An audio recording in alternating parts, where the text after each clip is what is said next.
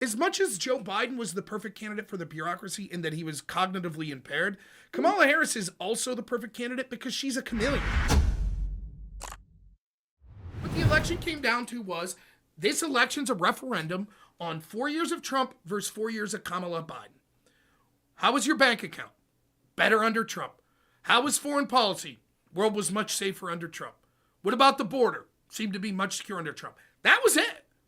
And if the Democrats could have put forth someone that could have put a coherent vision for policies that the American people would have been like, yeah, Trump still had all of these albatrosses around his neck, whether it be the January 6th alternate elector, just he's not likable to a lot of people in the, his base loves him. There's a lot of people that are like, policy-wise, I don't mind Trump, but I find him very unlikable. But I think, like you, a lot of them saw through that it was like their big attack against Trump is democracy. They literally didn't have a primary.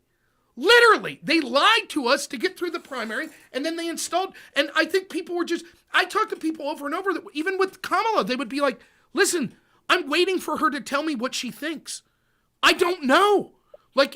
And that was their downfall. And if you're troubled by, and I'm going to use the word DEI, which is like a little bit now of like it's become like this big umbrella term. But like, if you're troubled by the idea that we've overcorrected, and I think the pendulum's now swinging so far, we might be overcorrecting the other way. But I'm so sensitive. I love the idea. Like, we live in a great society. Couldn't we do more for people? Sure. I love the idea. But you can't be racist to solve racism. Sure. You just can't. Right? Like, there's guidelines. There's things you can't do. And on some level, we were almost asked to close our eyes and forget about how she got the vice president's job. But like, I was there. Yeah. Like, I saw how she got the job. I know that they wanted Susan Rice because they were trying to get a woman of color. Susan Rice was the second, didn't work out. So they picked the second best available woman of color, who happened to have just called Biden a segregationist and a racist like a few weeks earlier. Yeah. And the shit she said after the Rittenhouse trial, right? The guy was acquitted. And she said, this shows that we don't have enough equity in our justice system. And it's like, well, what do you, like, give me a charitable reading of that. I'm sure there is one. But like, that made my blood run cold when I heard her say that. Because it's like, whoa. He was acquitted by a jury of his peers. I watched the trial. It was a good acquittal. And I watched him on Ashbury. That was a good conviction. Like, the justice system worked in these cases. And if you're saying that we need more equity because this guy got acquitted, what are you saying? Right. Are you saying he should have gotten convicted?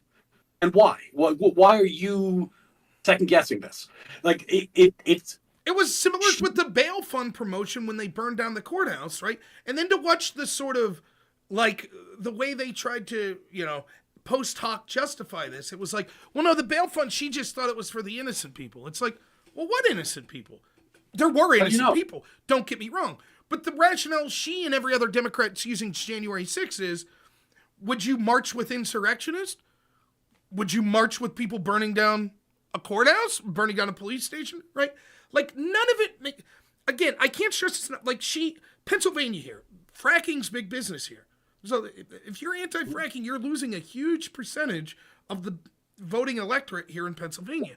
So she runs, when she's running for president in 2020, unequivocally, I'll ban fracking, okay? Then she's running in 2024, and it's like, what's your stance on fracking? And she's like, well, we regulate a little, but I'm fine with it. And I've never said to ban fracking. And it's like, but you did. And she, like you were saying with Trump, it's like, well, you don't really know what to believe when he's saying. That's what happened with Kamala. She switches, because the truth is, as much as Joe Biden was the perfect candidate for the bureaucracy in that he was cognitively impaired, Kamala Harris is also the perfect candidate because she's a chameleon.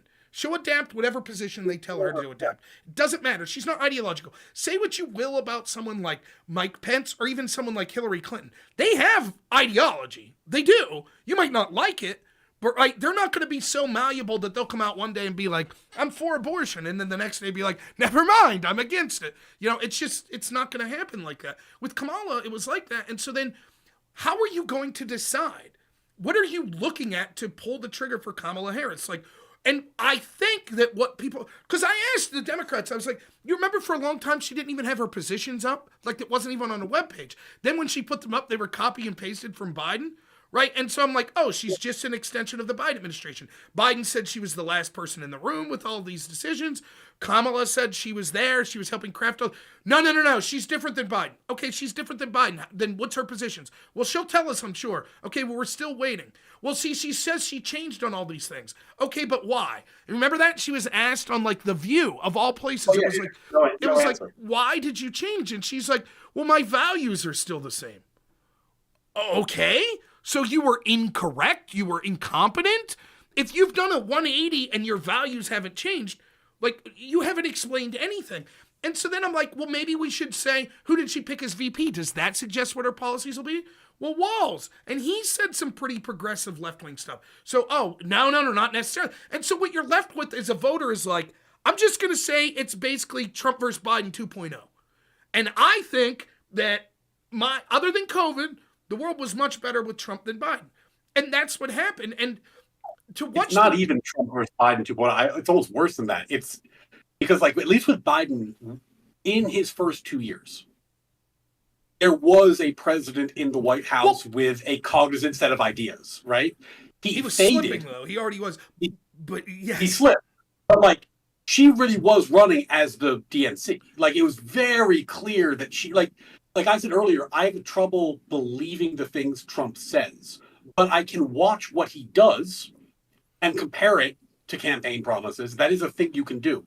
With her, I think that, there was nothing there to hold her consistent to. I think it really was, they were campaigning on, trust us, we know better. We are the DNC. And when I say Trump versus Biden 2.0, that's what I mean. It's basically Trump versus the people that ran the Biden administration. The last 2 years, it's just the extension of that. That's what it is. And so, and again, the problem with that is, well, when you're that bureaucracy that's in this bubble that hasn't been challenged, watch now the Democrat. Turn on MSNBC and watch them diagnose their loss, right? And it's like they're still saying the same stuff. Well, it's racism. And it's like, that's because these people in this bubble, that's what they talk about. So they believe that shit. But the average American's like, what are you talking about? Like, they're thirsty for a Democrat.